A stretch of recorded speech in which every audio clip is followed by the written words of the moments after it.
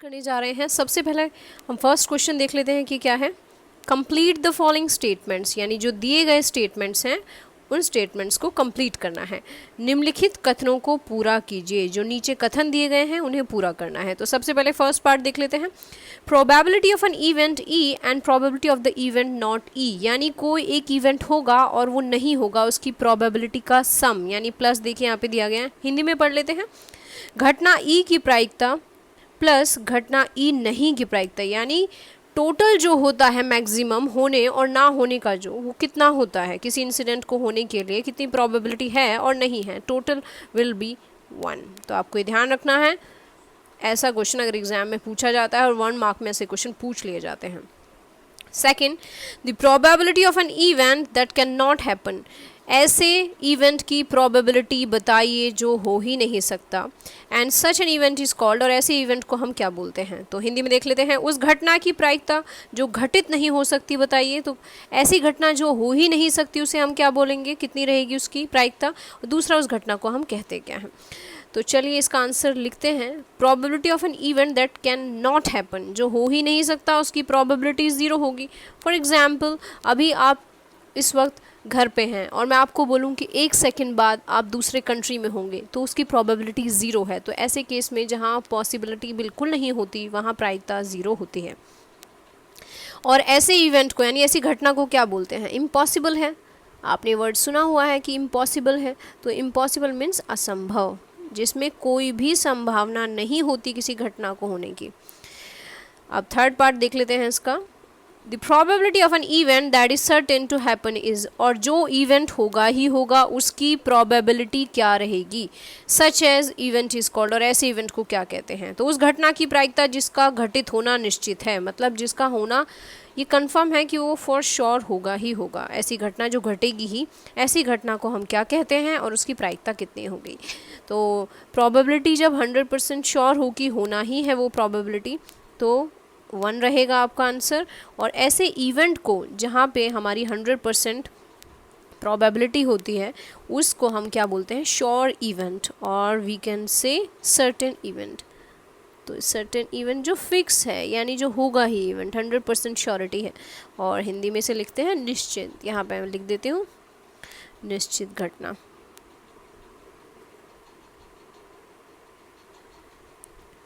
अब नेक्स्ट देख लेते हैं।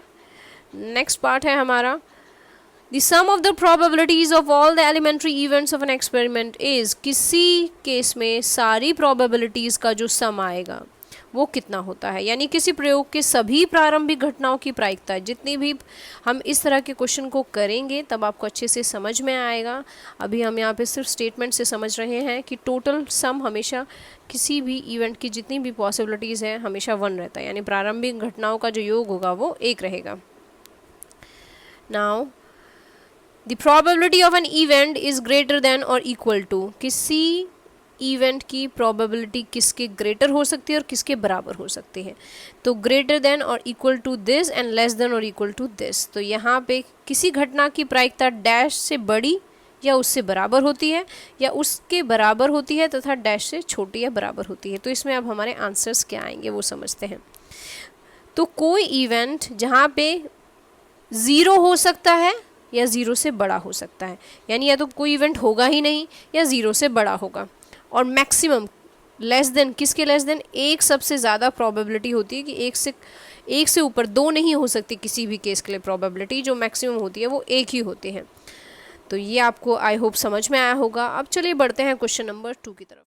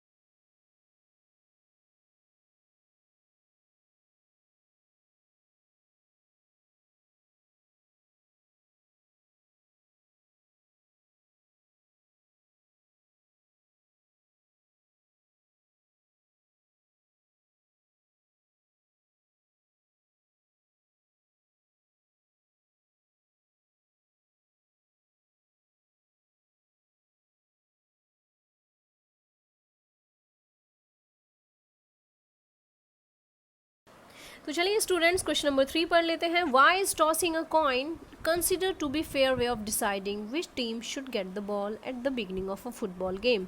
अगर फुटबॉल गेम की बात करें और आपने देखा हो फुटबॉल गेम, तो उसमें आपने देखा होगा कि कॉइन को टॉस करना क्यों एक फेयर वे माना जाता है कि कौन सी टीम को पहले बॉल मिलेगा.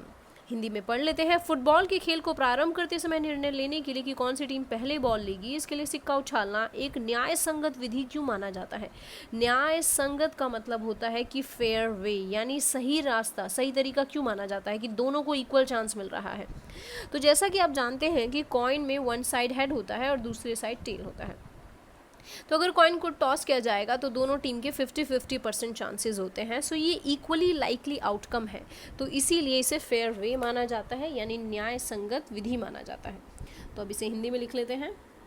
व्हेन वी टॉस, क्योंकि इसमें रीज़न पूछा है, हमसे इसमें कैलकुलेशन नहीं करनी, बट हमसे रीज़न पूछा गया है कि क्यों एक कॉइन को टॉस करना एक सही तरीका माना जाता है और इक्वल चांसेस दोनों टीम को मिलता है, क्योंकि इससे when we toss a coin the possible outcomes are only 2. The possible outcomes are only 2, यानी सिर्फ 2 ही चांसेस होते हैं, तो हेड होता है या टेल.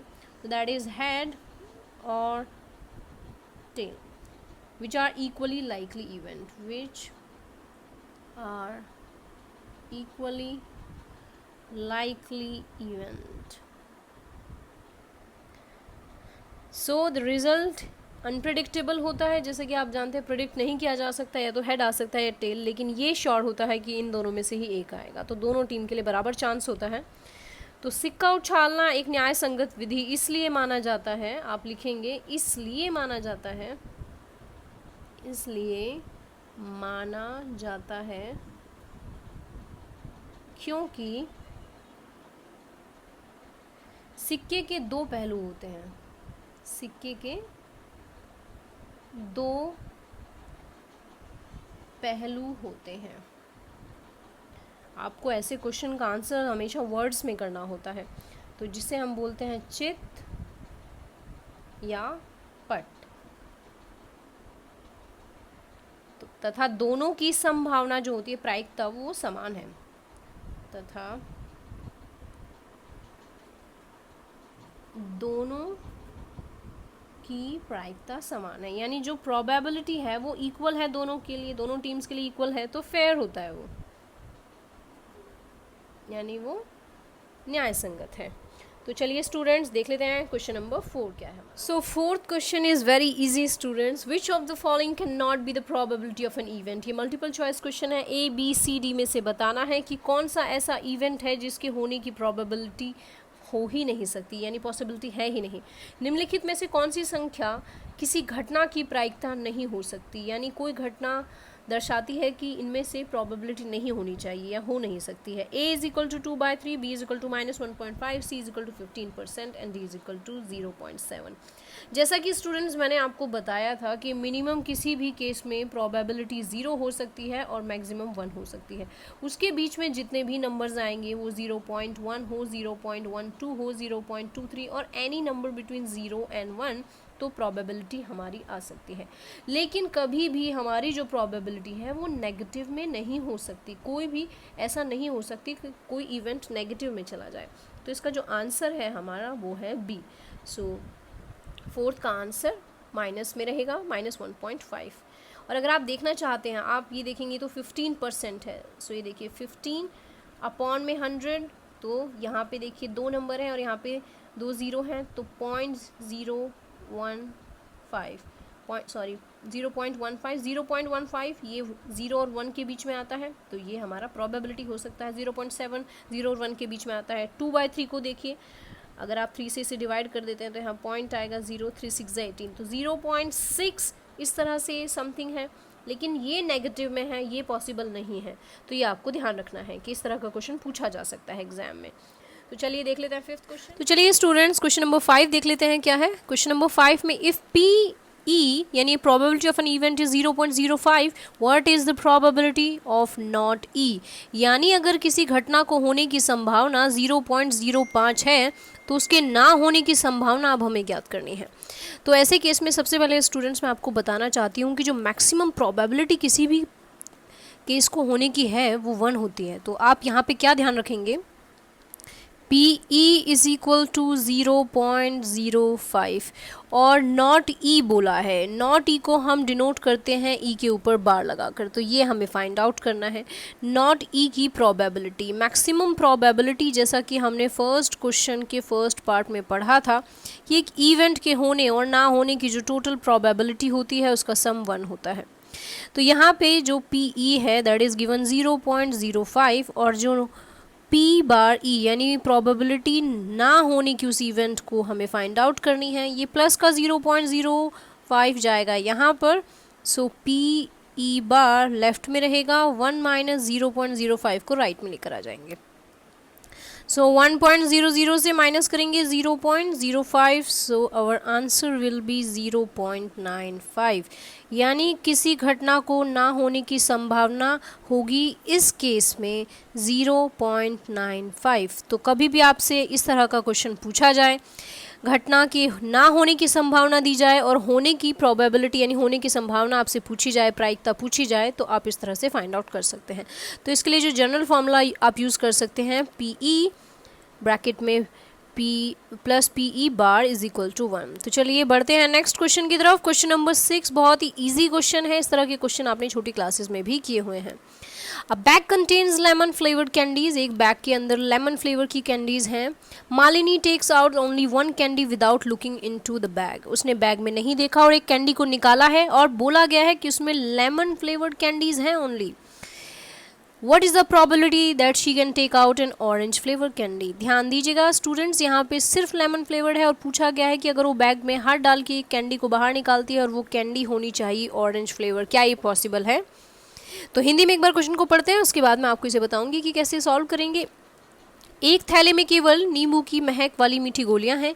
मालिनी बिना थैले में झांके उसमें एक गोली निकालती है, इसकी क्या प्रायिकता होगी कि निकाली गई गोली संतरे की महक वाली हो या दूसरी है नींबू की महक वाली हो। यहाँ पर भी देखिए लेमन फ्लेवर्ड कैंडी तो पॉसिबल है। तो फॉर एग्जाम्पल एक बैग है यहाँ पे हम मान लेते हैं और इसमें कुछ कैंडीज़ हैं और ये सभी L से मैं डिनोट कर देती हूँ, लेमन कैंडीज़ है और हमसे पूछा जा रहा है कि वो ऑरेंज होंगी, इसकी प्रोबेबिलिटी निकालिए।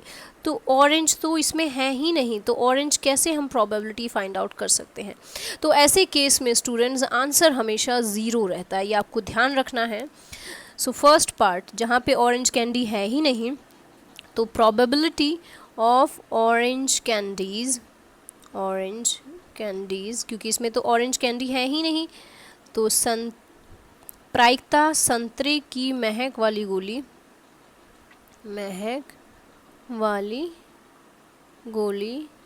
की, तो प्रायिकता क्या होगी इसमें 0 होगी क्योंकि यहाँ पे ऑरेंज फ्लेवर कैंडी है ही नहीं। लेकिन सेकंड की बात करते हैं, तो एक हाथ डाल के बैग से उसने गोली यानी कैंडी बाहर निकाली है, तो वो नींबू की महक वाली यानी लेमन फ्लेवर्ड कैंडी होगी, तो उसकी पॉसिबिलिटी क्या है? तो स्टूडेंट्स क्योंकि लेमन ही उसमें सभी फ्लेवर लेमन ही हैं, तो कोई भी लेमन से ही एक निकलेगी, तो इसमें 100% लेमन की ही आने की प्रोबेबिलिटी है, तो इसमें आंसर होगा 1।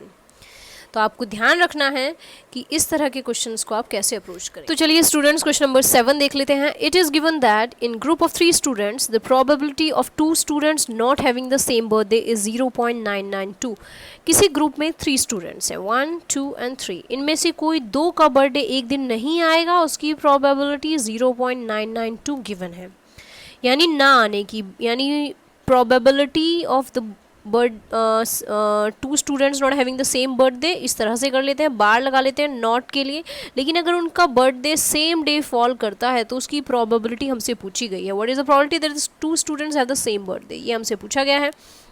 एक बार हिंदी में पढ़ लेते हैं। यह दिया हुआ है कि 3 विद्यार्थियों के समूह में 2 विद्यार्थियों के जन्मदिन एक ही दिन होने की प्रायिकता 0.992 है, यानी इसकी प्रायिकता क्या है कि इन 2 विद्यार्थियों का जन्मदिन एक ही दिन हो।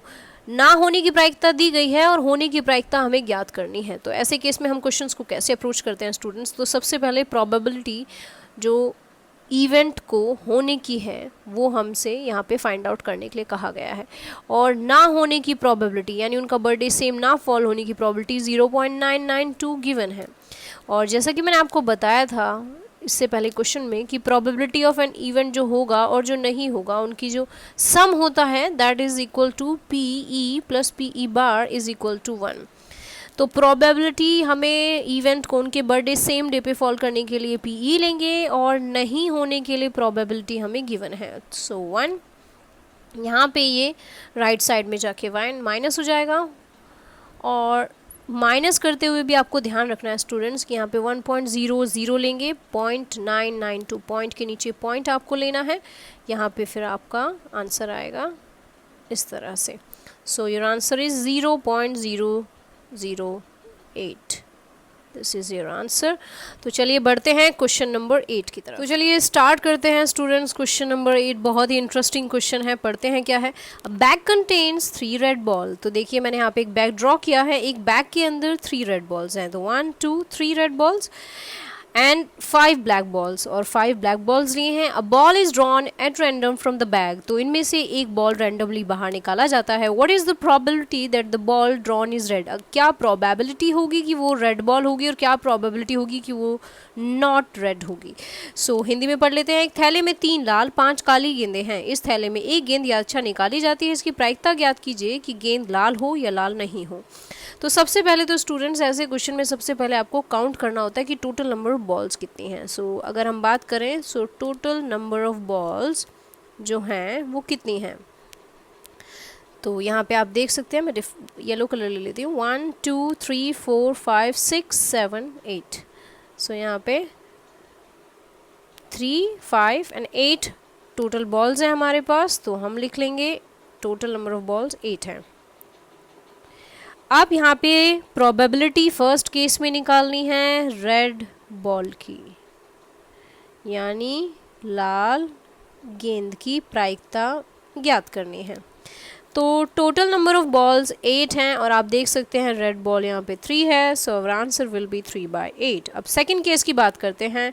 रेड बॉल नहीं होनी चाहिए, नॉट रेड की प्रोबेबिलिटी यानी लाल नहीं हो, इसकी प्रायिकता ज्ञात करनी है।